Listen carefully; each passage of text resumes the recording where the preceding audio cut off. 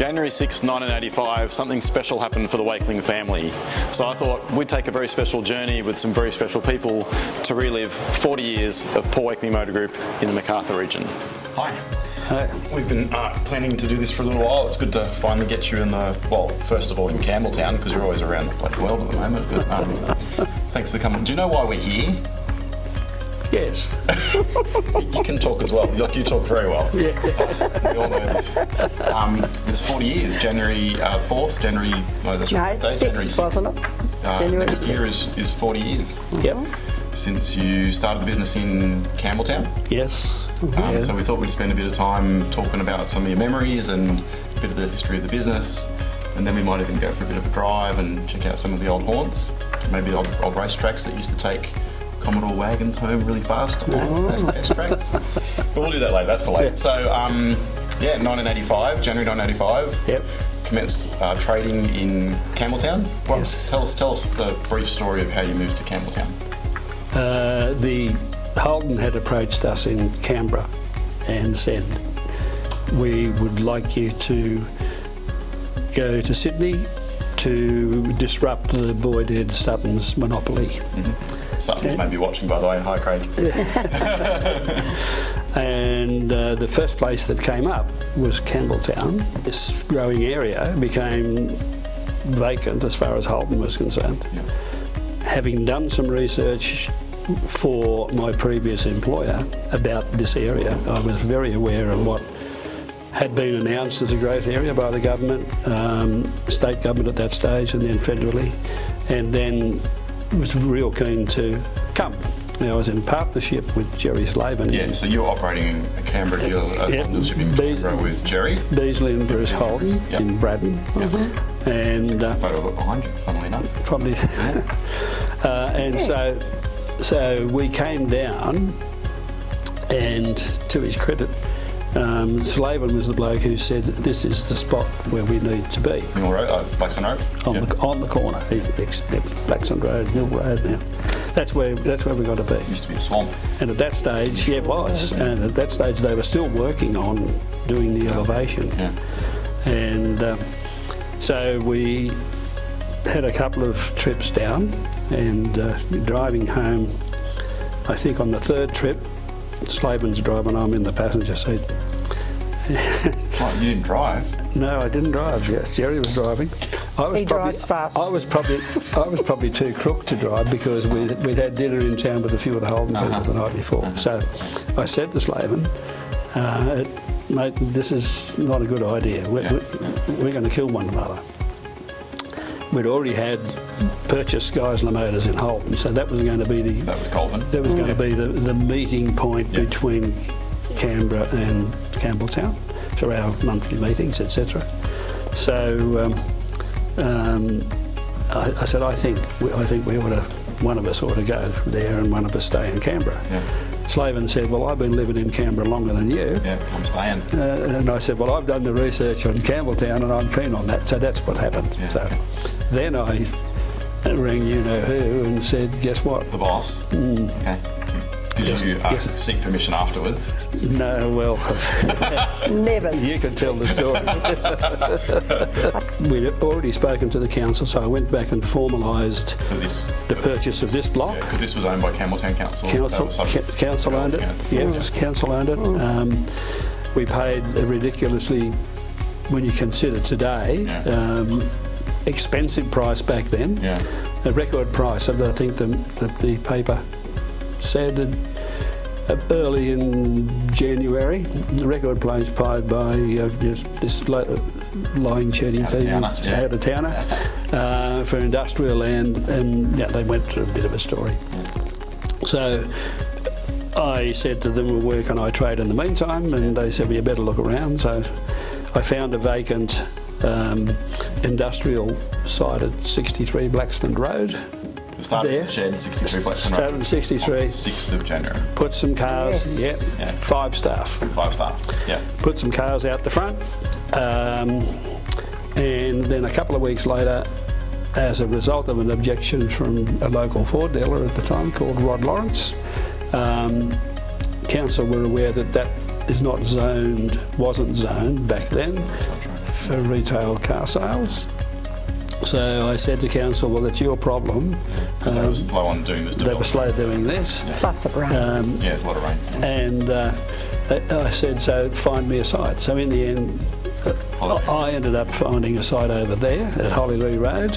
So I bought in a caravan, put up a few flags, and away we went. It's also up here somewhere. It'd be there somewhere. There's in the mud. 'Cause it was Yeah, mud. there's a photo of me in the mud there. and there's a really cool photo which we'll show later too. Remember the milestone photo across the road? Yep. There's currently Yeah. a milestone. Yes. Yeah. It's been demolished and rebuilt, but Yeah. I think we photoshopped someone back. It wasn't Photoshop back then. Someone used a scalpel and put a photo of you sitting on the milestone, going another milestone in the Yeah, that's right. Wakeling journey. Yeah, yeah. 5 staff in January 2000. In January 1985. Yeah. Doing Christmas cards at the moment Okay. for the group. You know, I do at Christmas time. I'll start earlier. Yeah. This year, would you like to know how many this year we're writing Christmas cards for? That'd be interesting. Yeah, 370? 390. 90? 90. Yeah, so from 5 people 40 years ago to 300. 90. What you've done? We've only done a bit of it. But anyway. How many when we left? 100 and 154. 200. Yeah, okay.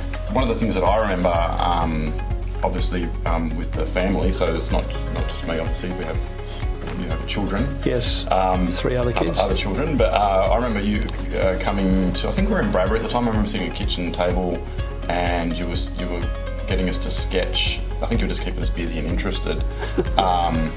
What the Mill Road precinct would look like. So I remember actually sitting with a piece of paper, and pencil, pretending that I was an architect, showing the road coming through. You wouldn't remember that, but yeah, I remember that. I think it probably was in Canberra actually. I think about it because you were building. I think. Yeah. Stage, Yeah, Yep. because we stayed for a year. Yeah, so Yeah. we were in Canberra for a year whilst you travelled for Yep. a year, and then we moved Backwards and forwards. and was finishing high school. That's Yes. right. So then moved the family up.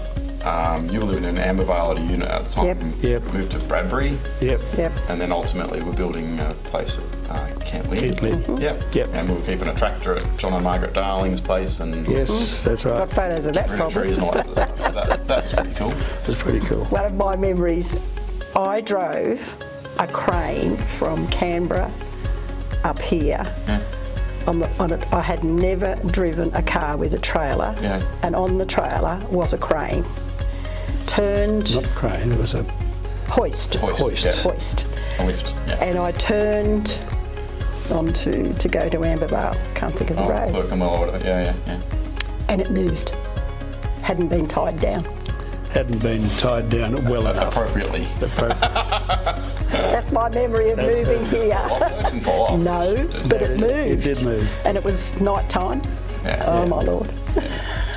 So building through 85, opened in 86, this site, Yes.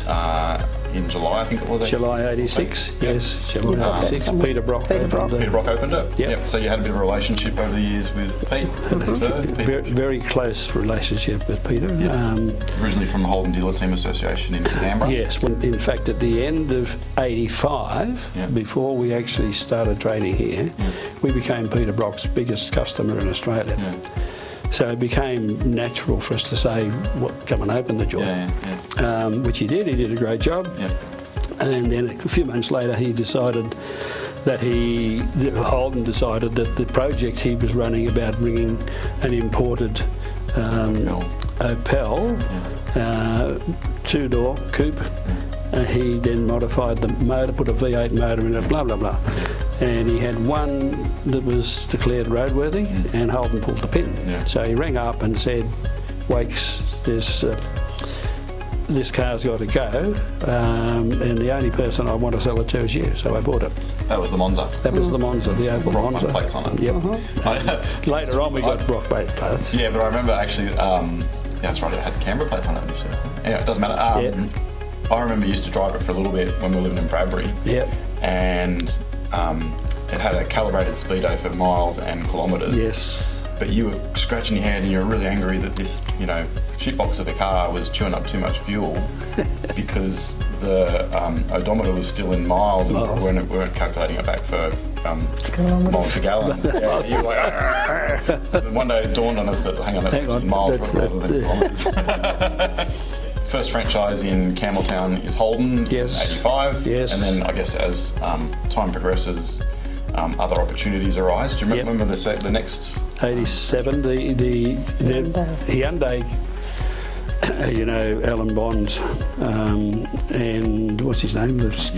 John Hughes, yeah, who's still alive and trading apparently, older than me. Yeah. They did a deal and he started importing Hyundai. An ex-Holden employee got a job with Hyundai in developing relationships with potential dealers.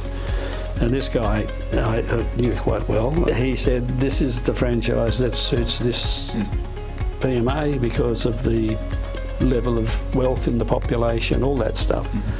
So I said, loan me a car.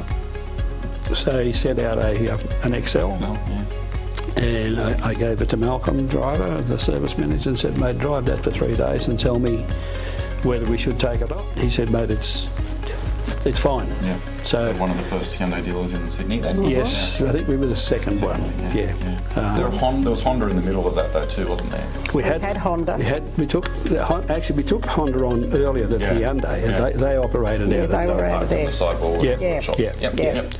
So after a while we thought there wasn't enough demand in the population for Honda. Yeah.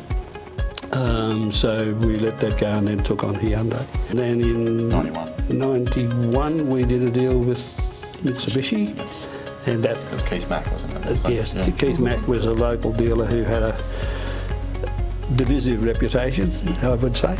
And Mitsubishi wanted to part company and came and saw us, and again we said yes, and they ended up over there. So for a long time, traded under that sort of arrangement with Mitsubishi Used Cars. Holden, where the current PD facility is here. Yes, that was the main service department. Sometimes noisy in this video because they're preparing cars. That was servicing 110 cars a day on this site. In a crazy environment. And so I remember going into 2000 was GST introduction and Millennium Bug and all that sort of stuff. Yep. It was when we opened the service department. It was. Yeah. So in a couple of years prior to that opening, we again are looking around at opportunities and what we could do, and that 7,500 square metre block was available. Again, bought it from council, and in the process of planning that, we ended up taking over what was a very short-term used car yard just over behind us here. Macarthur friendly cars or something. Yeah, Macarthur friendly cars. Yeah. Cheap and choosy. Anyway, and then we eventually bought the block of ground between that yard and the service department yard, and that became the staff car park. So from being just 10,000 square metres here, we ended up with over 20,000 square metres all told, with those that extra area, and that gave us the opportunity to open the service department with I think 40 workshop bays and 110 car parks and all sorts of stuff. And suddenly the opportunity to expand the service became real because we were booked out prior to that. And that was opened by Mark Scaife. Mark Scaife opened that. Car driver. Yes. That sort of stabilises over time, and then you get to the mid-90s, and we all know the growth opportunity in the area. Holden come knocking about opportunities in the Camden area. A brief partnership with Andrew Waters at that stage. Yes. Because Holden's because you weren't allowed to run two, you had to have a business partner. That's right. And that was in the old, at that stage it was a garden centre, wasn't it? But the old train station in Camden. The train station, it was a vacant block basically. So it did have a train on the line, so we used the train as the used car office. And Peter Brock opened that showroom as well. That's 96 from memory? It's about right, we had a showroom built on the higher level, so you could flood zone.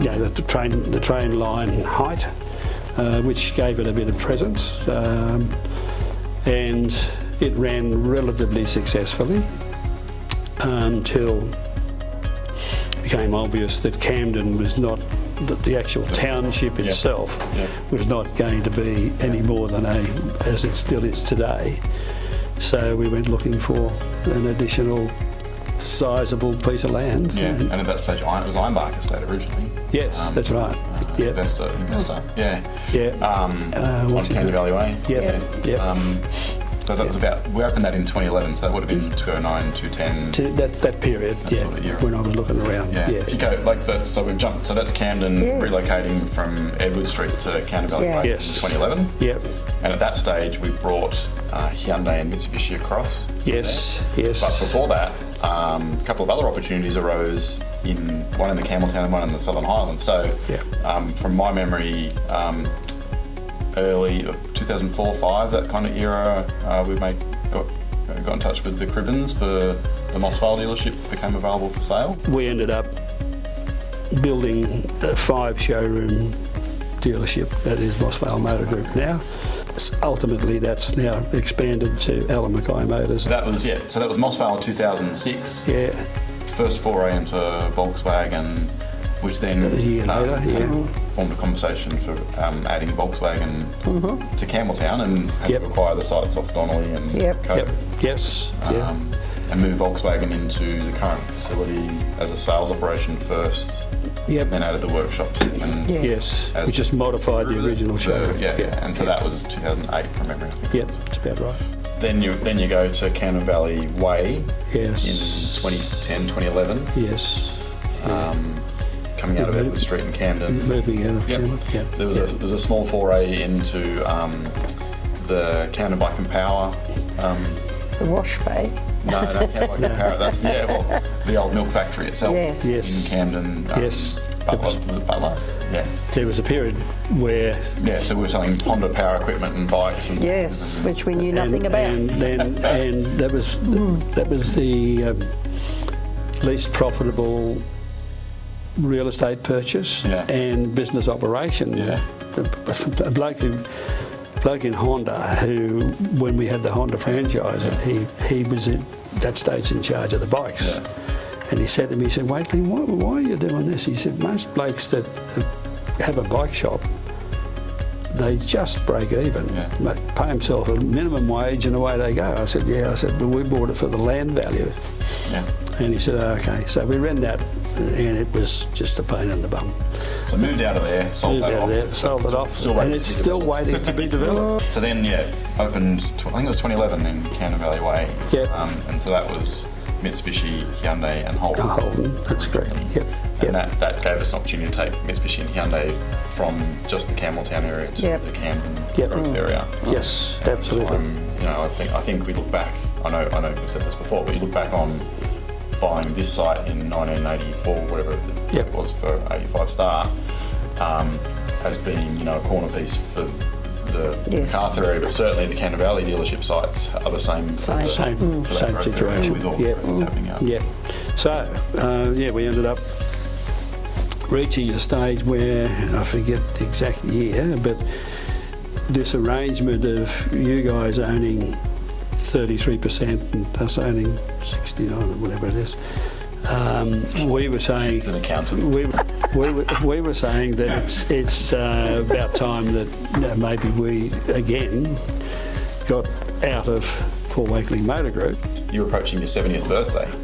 So in your late 60s, and I remember a number of times you were going, I'm too old to be worried about doing this stuff. I'm too old, I'm turning 70, I'm too old. And I could add that he said, I'm not IT well enough to run the dealership. And I remember going, well, if you want, we'll just buy the whole lot. And that was my recollection of it. Okay. It was about that time. So what was that? Gosh, you're 82, so that was 12 years ago. So is that when we got out? When he was 70? So now we just pay you rent. Yes. You're still in the Mossvale dealership. Yes. We pay you a lot of rent, so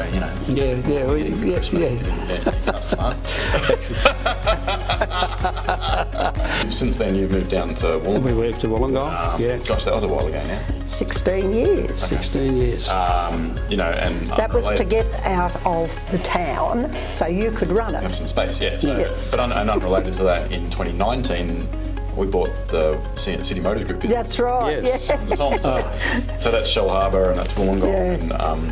And so now we've got businesses that operate under Wakeling Automotive Yep. in the area that you live, and you talk to me like there's people in your building that go, They get their car serviced and they see. Of course, your sign's not up as that. They see, oh, I didn't know I was paying money to you, Wakeling.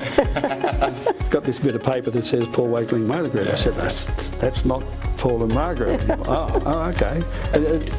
But that's kind of the broad business journey, I guess. There's lots of other little intricacies in there. From a I guess, a character point of view, and a lot of the charity stuff. yes.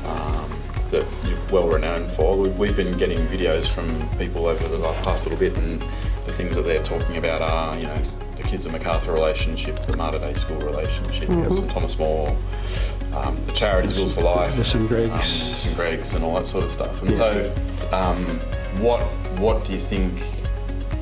I think I know what you'll say, but what do you think drove your decision to be so involved with those community things? Okay. Yeah. Well, prior to moving from Canberra to here, we already were involved in the local Catholic primary school, and we had given away a used car at their fete. At St John Vianney? Yep. I didn't know that. Yeah. Having been involved in the school with a car, a bloke called Jerry Pingnam was on the committee of the St Thomas More School fete, Parents and Friends. Brother Mark was involved. And Brother Mark was involved. And so they said, look, do you want to come and put some cars on display? That was the first bit. So we said yes, spoke to Jerry and said, look, that's what we've done there. And he said, not the first year, we didn't do it the first year. We did it the second year. And a used car, fill out your tickets and put them in the barrel. Yeah. People used to come early and fill them out, and then they'd go home, and then they'd come back again at 3 o'clock, and they reckon it added about 12 grand extra income every year for Wakeling's giving away a cheap used car. And that started the community involvement, and you could see the people that were coming into the showroom, and they were actually identified as being, we're at the fete or whatever. So that I said, well, okay, we're going to get involved in the community. And about the same time, the advertising agencies in Canberra, a guy called Bruce Mackay, he and his mate, they said, look, you're breaking into the community. Why don't we do something that no one else is doing, except that he'd just run a function at the Canberra hospital and raise some money for the hospital. It was a fete type thing, very successful. He said, so why don't you give some money away per each car you sell? So he suggested $25. I said, yep, I think that'd be a good idea. I then went and saw the GM at the hospital. Liz Gale back then? That was, the first one was Liz Gale, yes. And she was unbelievably cooperative and keen, so we had a press release and we started donating some money to the hospital. So that was the beginning of Wheels for Life? Wheels for Life. So $25 from each car goes into a pool of funds. Yes. The hospital then gives us a list of equipment that they can't normally access through their normal Can't channels. get in their budget, exactly. And over the years we've bought X-ray machines and Doppler scanners and all sorts of weird X-ray, that I'm going to lift like a hoist again. Lift for the beds. And I should have been there for that. Laying around, mate. Equipment that's made an impact on the health outcomes, definitely for locals. Yes. You'd be pleased to know we've been talking with the hospitals in the past month or two for some acquisitions for next year. So the current amount of purchased equipment is $1.85 million. And the next one will make it start with a 2. Good. The only thing that we haven't touched on is that with my football background, it was pretty easy for me to get involved in local rugby league. The first time we gave a donation, or we gave a cheque of $5,000 to a pre-season 4-team competition between the old western suburbs, Parramatta, the Dogs, who was the 4th team? Anyway, I think there's a photo of that here too somewhere. We gave a check away. And then they started saying... Magpies? Yes. Yeah, Western Suburbs District Rugby League Football Club, if you don't mind. Yes. Gobstruck. So we... board for that at some stage later. we progressed with that, and then close to... not long after we got involved, Marston Homes were the sponsor director.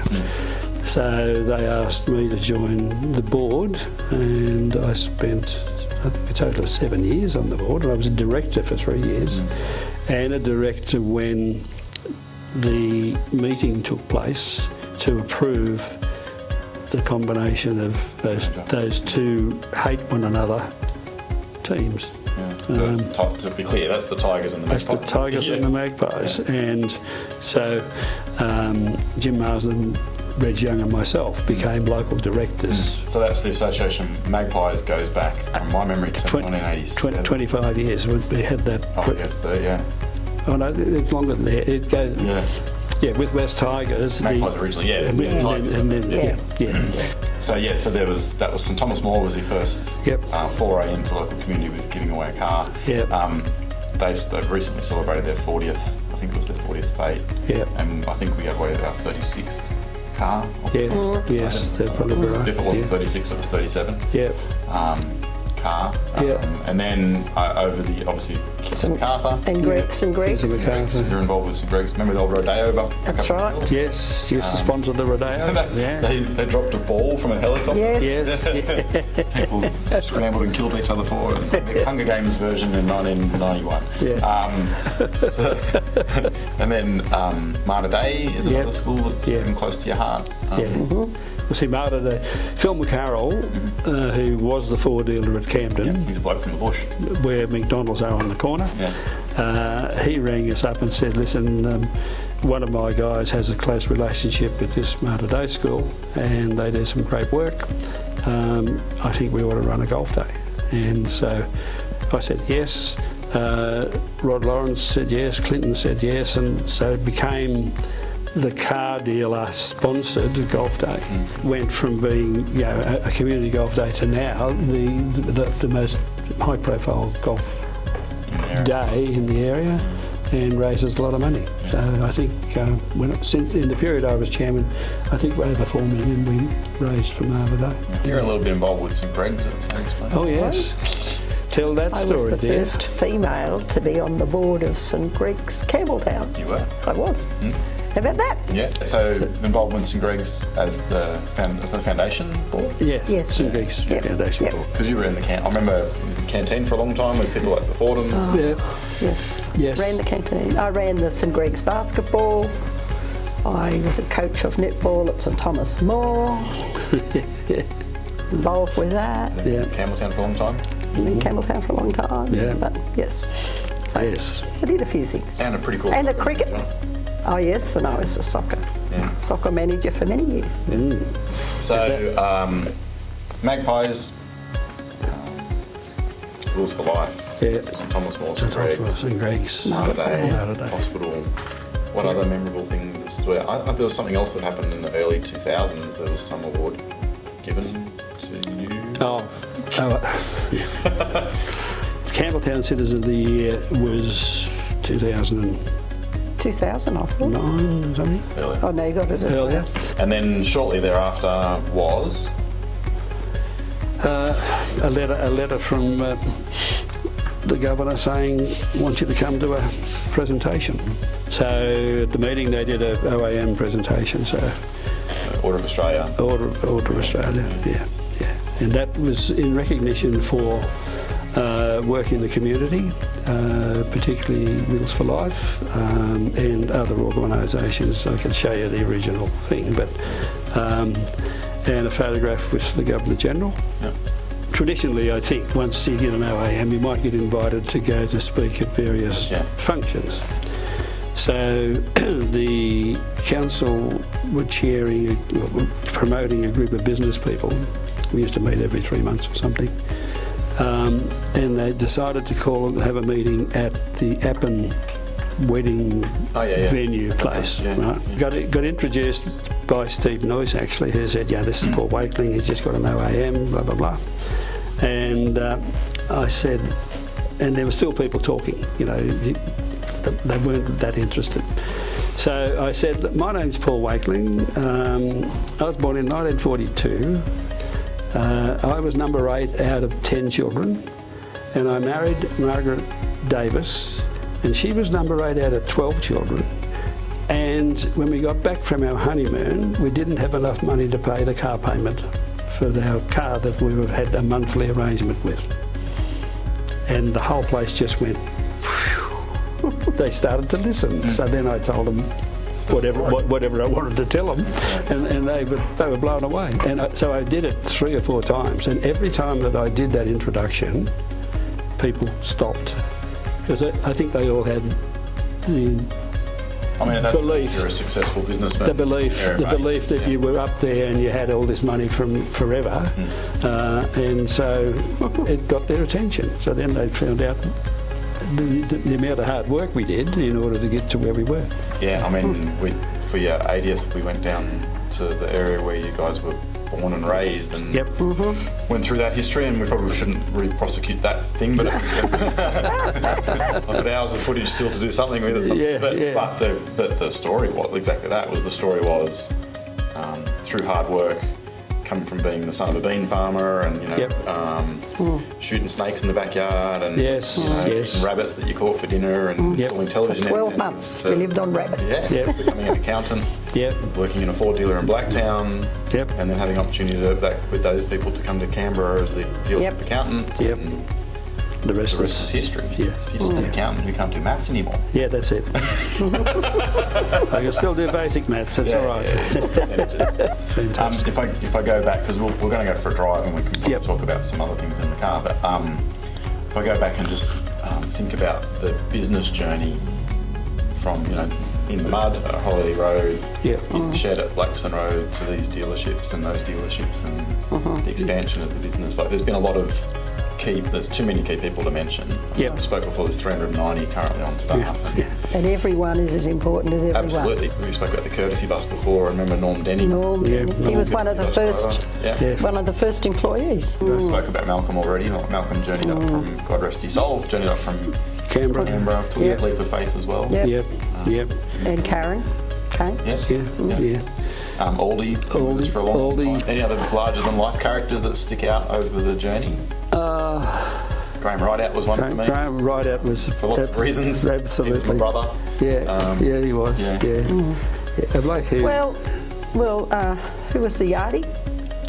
Cole. Cole. I would turn up and Cole would tell me what was happening. Doesn't change. All the yardies are the same. He knew everything. Well, I think, to me, Carol, who'd you have first? The secretaries, as they were in those days, Cherie, Carol, and Lynn who's New Zealander. They, in my mind, were vital for Paul. Because I'm hopeless. I think that's pretty cool. Pretty cool. Go for a bit of a drive and have a bit of nostalgia. Yes, okay. And, it will be dinner time.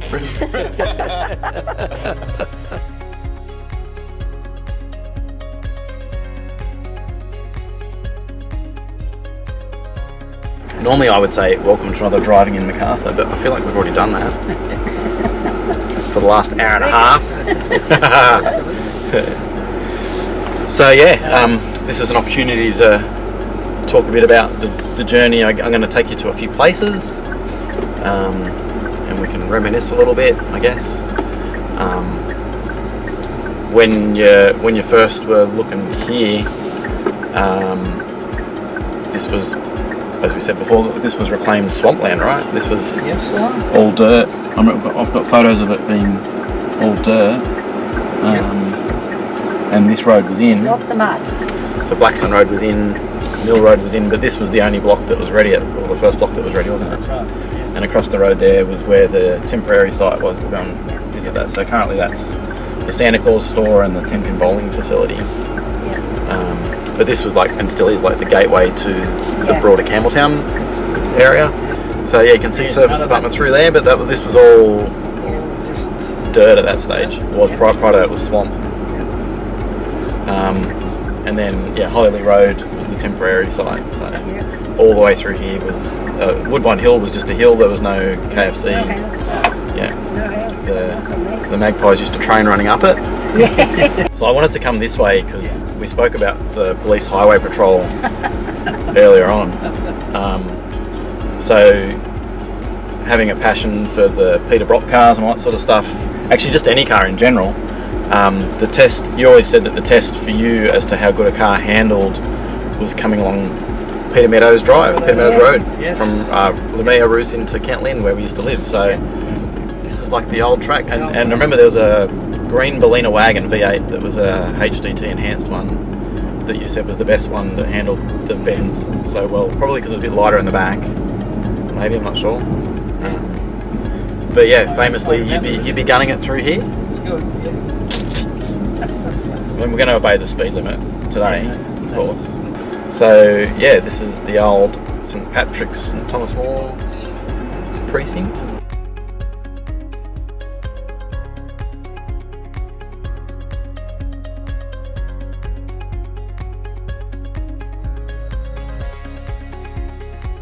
So I remember coming over the bridge back in the day. This wasn't as structurally large as it is now. But that was all clear. And these lights weren't up here, right? Was this where it was? On this side? Yeah, this is the temporary site. Oh yeah, because there's the causeway. Yeah, you drive in through here. Yeah.